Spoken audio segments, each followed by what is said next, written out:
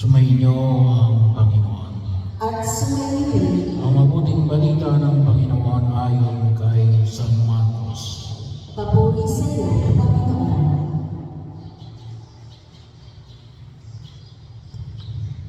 Noong panahon yung umaling si Jesus at ang kanyang mga lagada nagpunta sa tabi ng lawa, sinundan siya ng maraming taong buhat sa Galilea.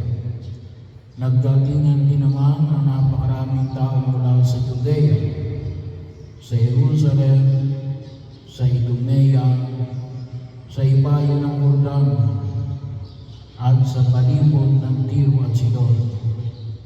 Nang mabalitaan nila ang lahat ng ginawa ni Jesus, nagpaandar sa Jesus ng kanyang mga lagad ng isang bangkang magagamit niya upang hindi siya maibig ng mga taong lumalaksan.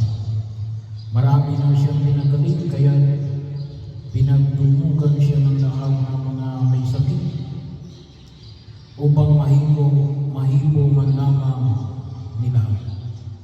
Bawat inaalihan ng masamang espiritu na makakita sa kanya ay nagpatira pa sa harapan niya at sumisigaw, "Ikaw ang anak ng Diyos." At may higpit nilang pinagbawalan sa Jesus. Ayaw niyang ipasabi kung sino siya. Ang mabuting balita ng Panginoon. Pinupuri ka namin, Panginoong Hesus.